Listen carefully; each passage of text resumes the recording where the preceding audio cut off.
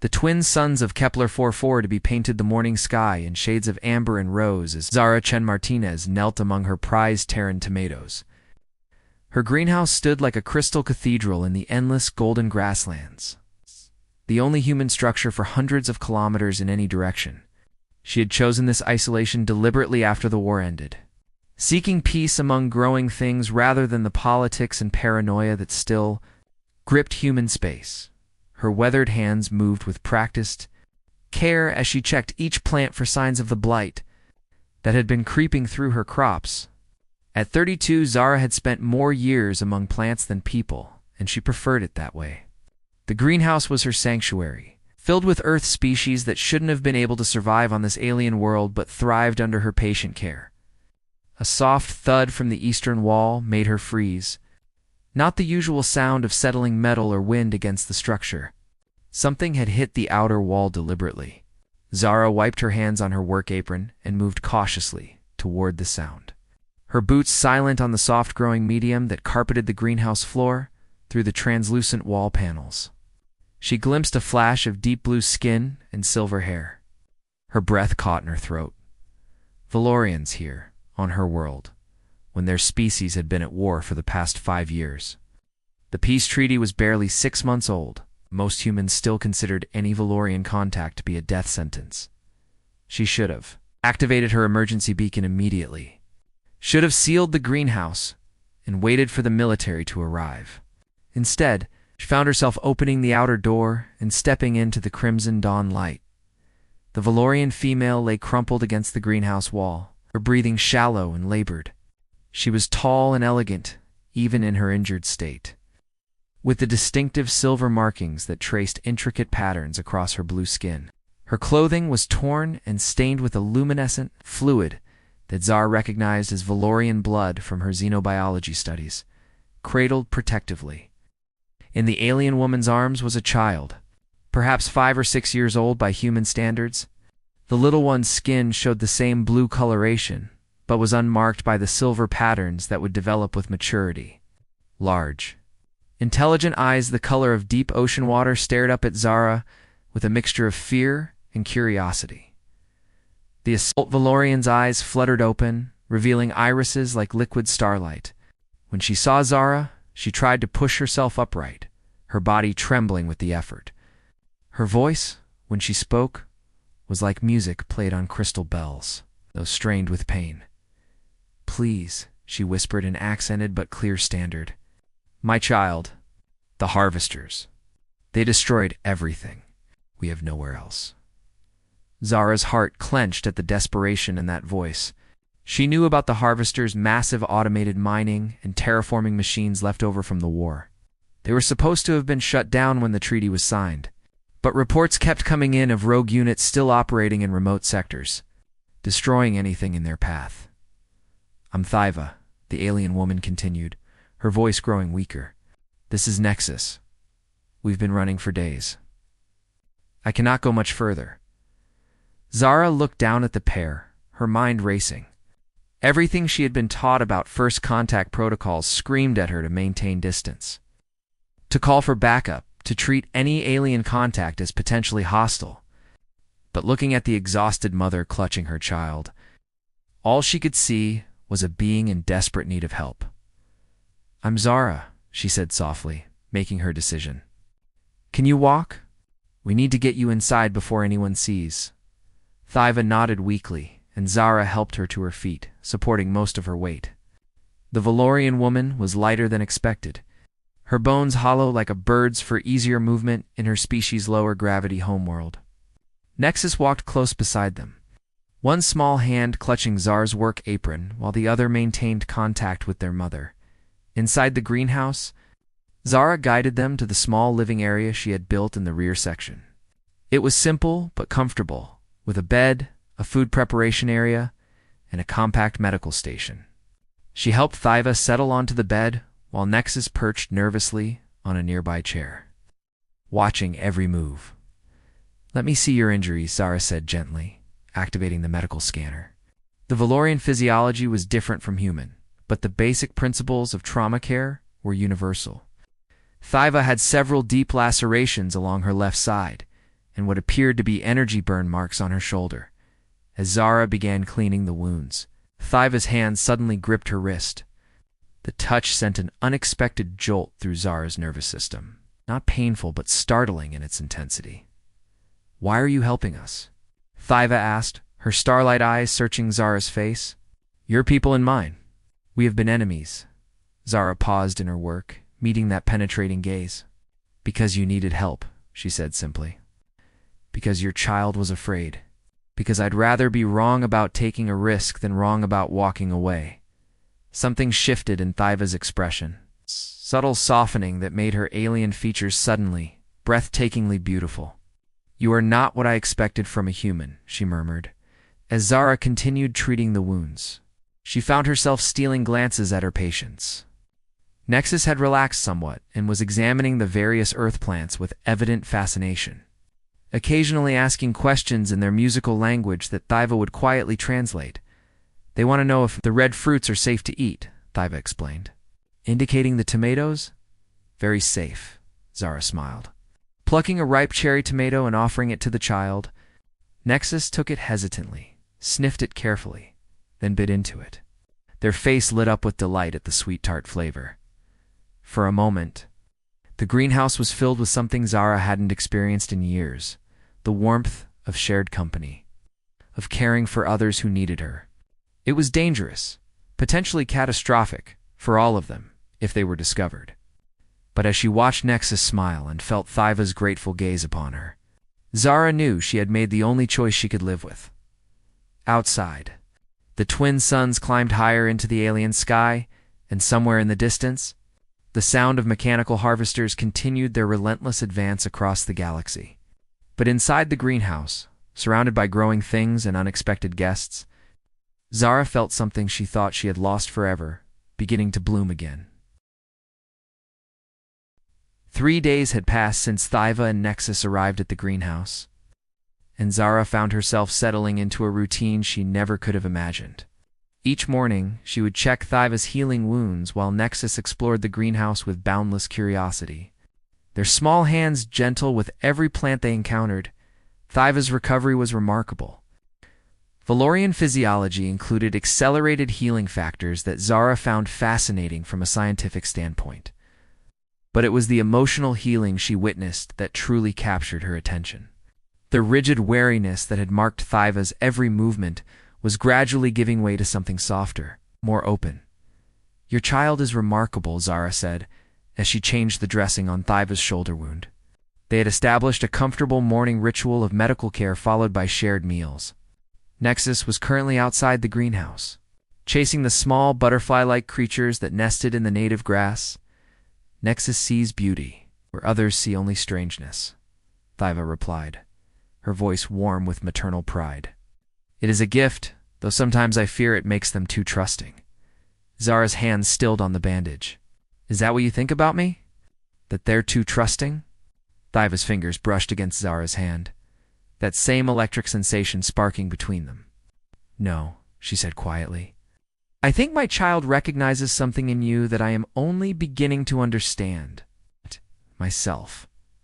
The intensity in Thiva's voice made Zara's pulse quicken.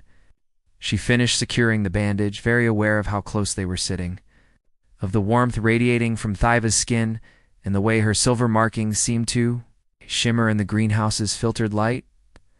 "Tell me about your world," Zara said, settling cross-legged on the floor beside the bed. Before the harvesters, Thiva's expression grew distant, but not closed off, as it once would have. "Valara Prime was a garden world, much like what you have created here but spanning continents. Our cities grew like living things, shaped from the bones of great trees that reached toward the clouds. We lived in harmony with our environment for thousands of years. It's beautiful." It was Thiva's voice carried a note of profound loss. "The harvesters came 3 months ago. They were not interested in conquest or resources in the way your military understood. They simply ... consumed. Everything organic was processed, cataloged, destroyed. We evacuated what civilians we could, but many chose to stay, to die with their world rather than flee." Zara felt her throat tighten with sympathy. "And Nexus's father? There was no father in the way humans understand, Thyva explained gently. Valorian reproduction is ... different. Nexus is born of my genetic essence alone, but shaped by the dreams and hopes I carried while they grew within me. They are truly a child of my heart. The explanation was both alien and beautiful, and Zara found herself envying the pure love that had created Nexus. No wonder they're so special. Their conversation was interrupted by Nexus bursting through the door, chattering excitedly in Valorian while cupping something carefully in their hands. Thyva listened with growing amazement, then turned to Zara with wonder in her eyes. They say they have made friends with your plants, that the growing things here speak to them. Nexus approached Zara and carefully opened their small hands to reveal a seed unlike anything she had ever seen. It was crystalline and seemed to pulse with its own internal light, colors shifting through the spectrum as she watched. This is impossible, Zara whispered, taking the seed carefully. Where did this come from? Nexus spoke rapidly, gesturing toward the tomato plants. Thyva translated with a mixture of pride and concern. They say the red fruit plants were lonely for others of their kind, so they helped them remember how to make seeds that carry the essence of both worlds. Zara stared at the hybrid seed in her palm. If what Nexus had done was real, they had somehow facilitated cross-species botanical genetics that should have been scientifically impossible. Thyva, this could change everything we know about xenobotany. Or it could be seen as contamination, Thyva said quietly. Your people's fear of our kind extends to anything we touch. The sobering reminder hung between them. Ow. But before either could respond, Nexus had moved to stand directly in front of Zara. They reached up with one small hand to touch her cheek, their young face serious and thoughtful. Star Mother, they said in careful standard. The first word they had spoken in Zara's language. Homemaker. Heart tender. Tears sprang to Zara's eyes at the unexpected endearment. She looked up to find Thyva watching them both with an expression of such tenderness that it took her breath away. They have named you, Thyva said softly. In our culture, names given by children carry the weight of prophecy. They see you as one who tends not just plants, but hearts. The moments stretched between them, charged with unspoken possibilities. Zara felt herself leaning closer to Thyva, drawn by something deeper than mere attraction.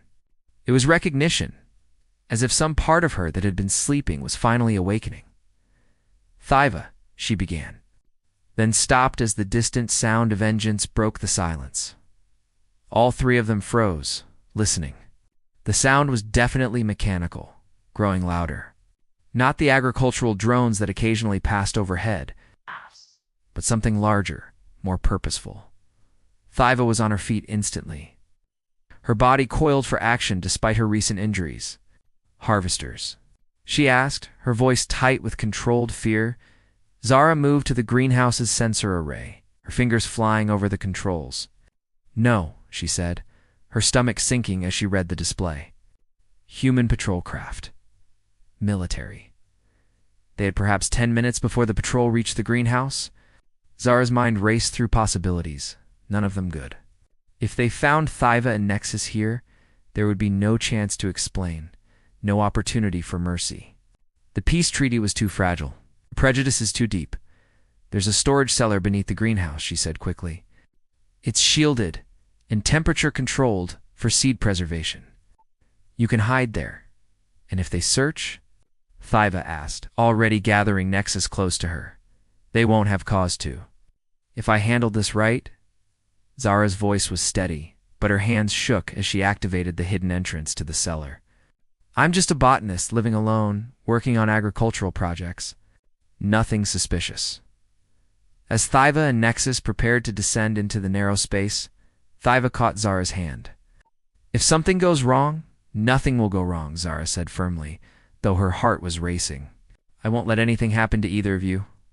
Thyva's grip tightened. Why? She asked, echoing her question from 3 days earlier. Why risk everything for us?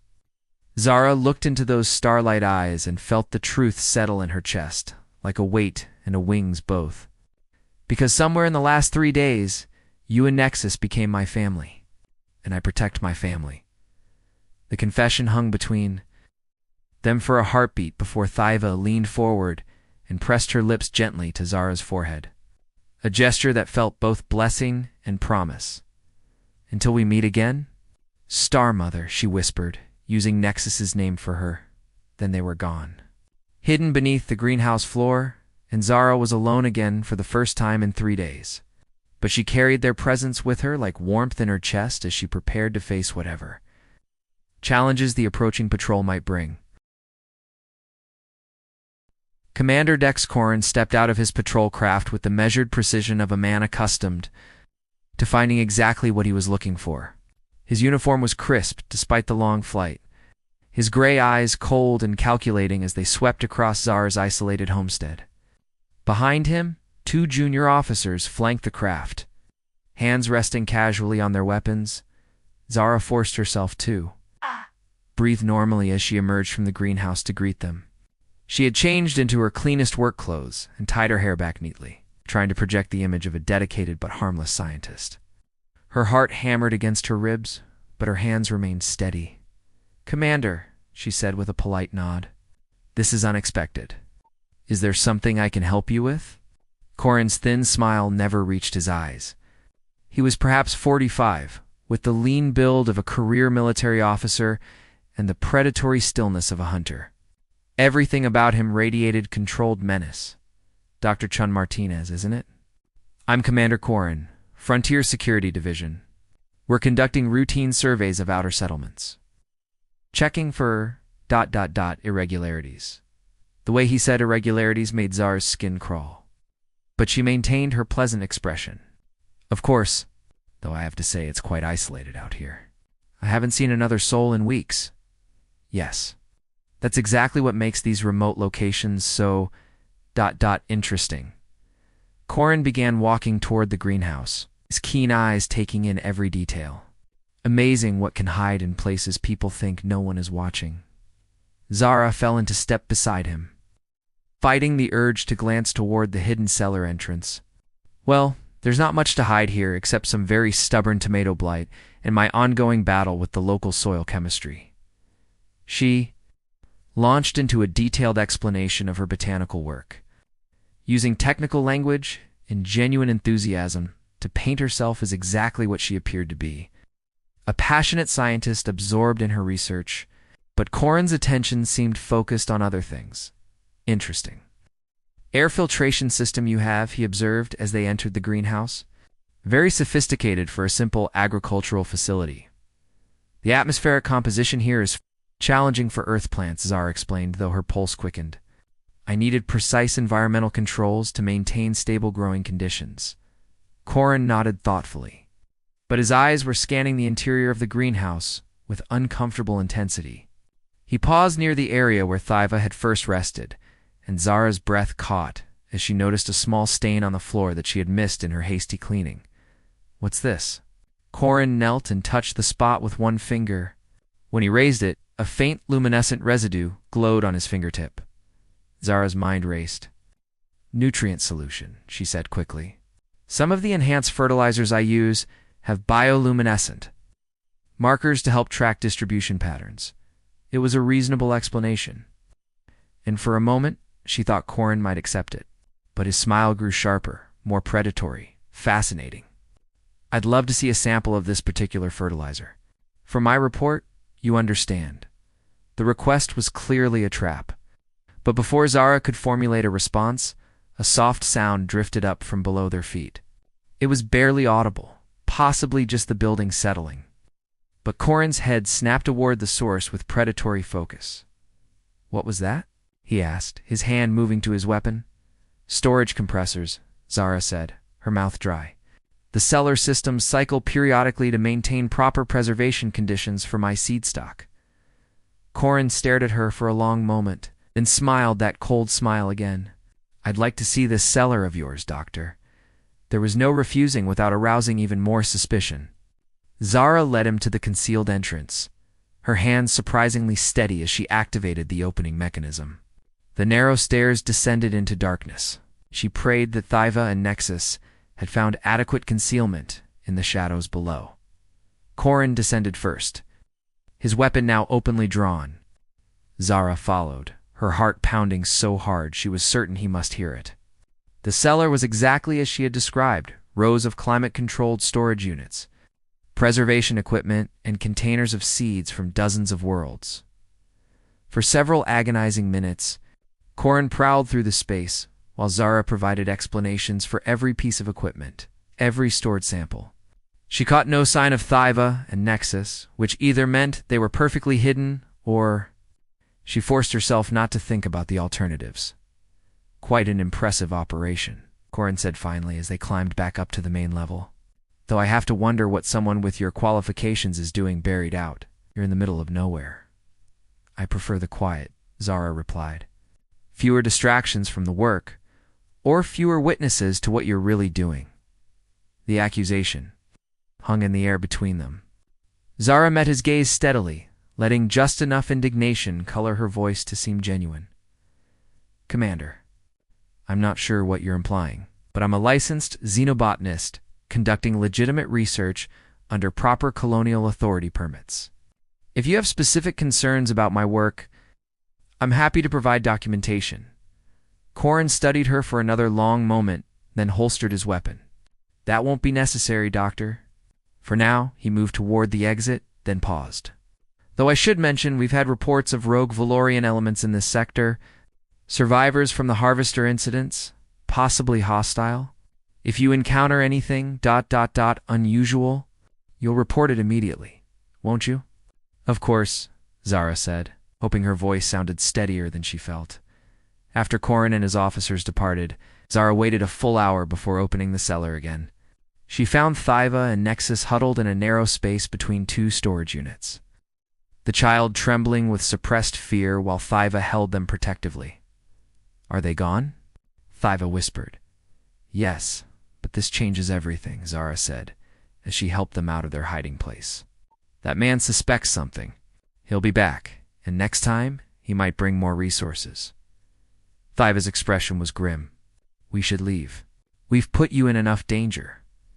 No, the word came out more forcefully than Zara had intended. You're not going anywhere. That man out there? He's exactly the kind of person who sees enemies where there should be friends. He would rather destroy than try to understand. I won't let him win. She pulled Thyva into her arms, needing the contact, the reassurance that they were both still safe. Thyva melted against her, and for a moment, they simply held each other while Nexus wrapped their small arms around both their legs. We'll find another way, Zara murmured into Thyva's silver hair. There has to be somewhere we can go, somewhere we can all be safe. Thyva pulled back slightly to look into her eyes. You would come with us? Try to stop me, Zara replied, and was rewarded with the first genuine smile she had seen from Thyva since they met. But even as they held each other, Zara's mind was already working on the practical problems. They needed transportation, supplies, and most importantly, a destination where humans and Valorians could coexist without fear. Outside, the twin suns were setting, painting the sky in brilliant oranges and purples. Somewhere out there, Commander Corin was planning his next move. But here in the greenhouse, surrounded by growing things and the family she had chosen, Zara felt something stronger than fear taking root in her chest. It was determination, and it would carry them through whatever came next. 2 weeks had passed since Commander Corin's visit, and the greenhouse had become both sanctuary and prison. Zara maintained her normal routines during daylight hours, tending her plants and running agricultural diagnostics, but every moment was colored by hyper-awareness.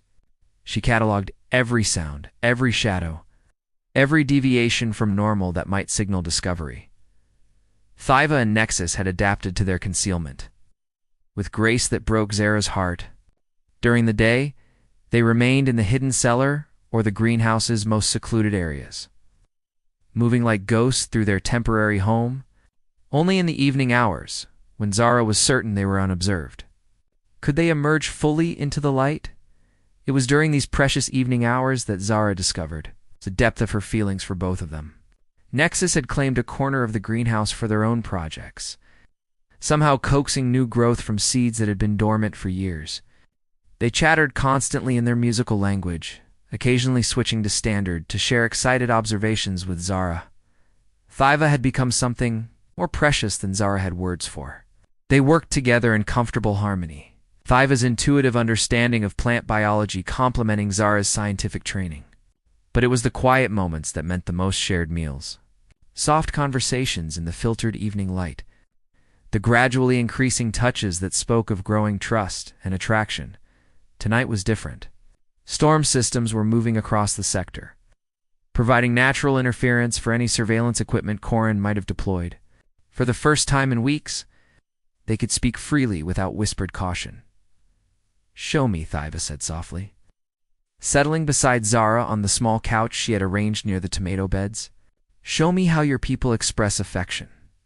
The request sent warmth flooding through Zara's chest.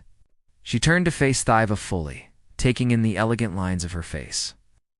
The way her silver markings seemed to pulse gently in rhythm with her heartbeat. Slowly, carefully, she reached up to trace one of the intricate patterns with her fingertip. "Like this," she whispered. Gentle touch. "Taking time to really see each other?" Thiva's breath caught at the contact, her eyes fluttering closed. "Your skin is so warm," she murmured, "and soft. On Valera Prime, we express tenderness through harmony, shared breathing, synchronized heartbeats. Show me." Zara echoed her words. Thiva's hands came up to rest on Zara's chest, directly over her heart.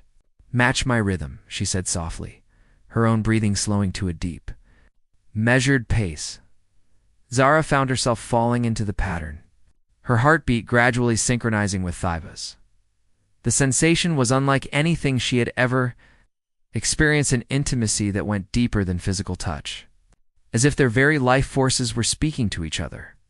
"Yes," Thiva breathed, her eyes opening to meet Zara's. "This is how we share souls." The moment stretched between them, heavy with possibility and growing desire. Zara felt herself leaning closer, drawn by the magnetic pull of Thiva's presence. Their lips were almost touching when a harsh electronic chime shattered the silence. The perimeter alarm. Someone was approaching. All three of them were in motion instantly. Nexus darted toward the cellar entrance while Thiva gathered up any evidence of their presence. Zara moved to the sensor display, her blood turning to ice as she read the incoming signatures. "3 craft," she said tersely. "Military configuration.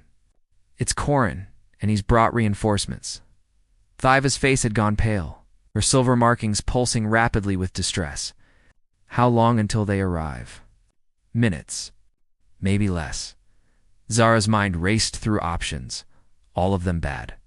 The cellar won't work this time. He's too suspicious, and with that many officers, we'll conduct a thorough search. "Then we run," Thiva said, her voice steady despite her fear. "The grasslands provide some cover, and Nexus is fast. You won't make it far enough before they deploy aerial search," Zara replied, moving to a storage locker and pulling out an emergency pack she had prepared weeks earlier.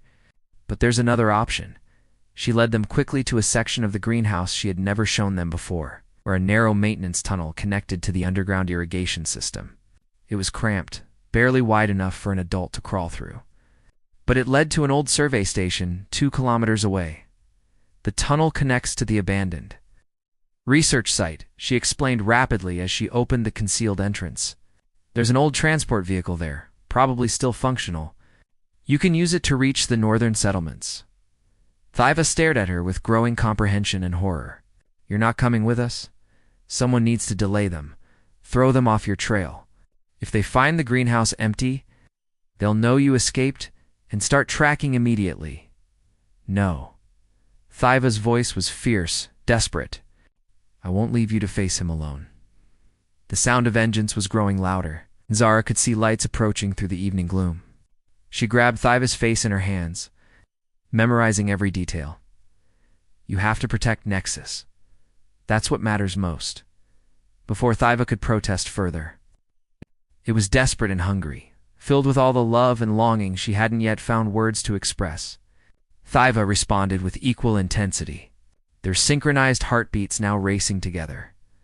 When they broke apart, both were breathing hard, tears streaming down both their faces.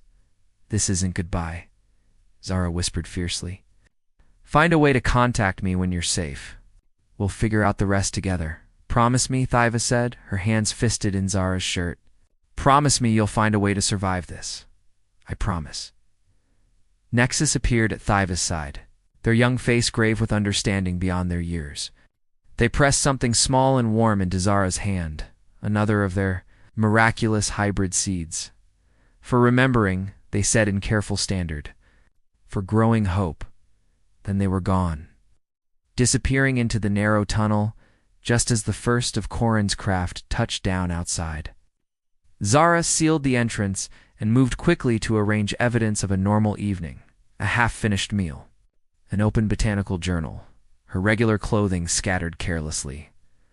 When Corin burst through the door with weapon drawn, he found her exactly where she wanted to be found, standing calmly among her tomato plants, apparently startled by his dramatic entrance.